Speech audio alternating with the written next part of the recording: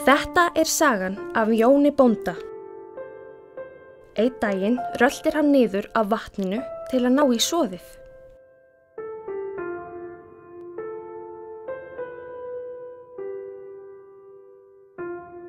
Hann stekkur í bátinn og kemur sér vel fyrir.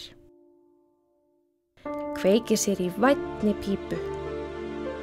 Jón, við vantar pening til að kaupa mat sem þú lofaðir mér. Hann kastar út línunni og upp kemur hinn stærðar fiskur, sá stærsti sem hann hefur nokkur tíma séð. Fiskur stekkur yfir hann og dregur hann með sér ofan í vatnið. Hann dregur hann lengra og lengra, dýpra og dýpra.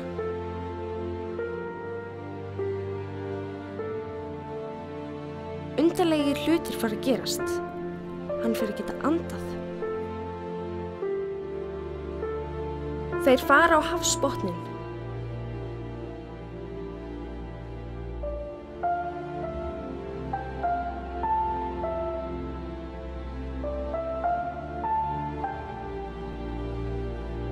Þeir ganga inn borgarhliðið og allt iðaði af lífi. Þar mæta þeir gömlum sjóræningja. Arr, sælir vinir. Gaman að sjá þig hér, mennski sjóari. Veist, ég var einu sinni mennsku líka. Ég var skipstjóri á stóru skipi. Bla, bla, bla, bla, bla.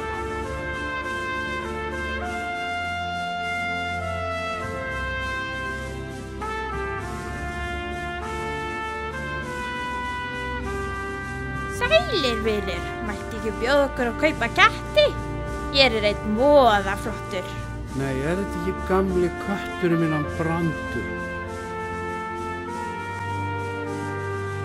Mætti ekki bjóða þér potta gulli sem klárast aldrei? Mætti ekki freka bjóða ykkur svona gullfallegt svín? Nei, hlusta ekki á þá tvo. Þessi grautapottur klárast aldrei. Þú verður aldrei svangur. Þau rölta inn á bar og þar inni eru allskyns verur sem hann hefur aldrei séð áður. Þetta líkist helst draumi. Hérna hamingju-tréð.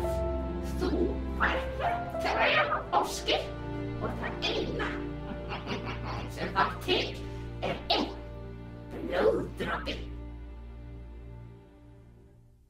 Og út kom hamingjukortið. Þetta þjóðarréttur hér í Vatnaborg. Gerðu svo vel.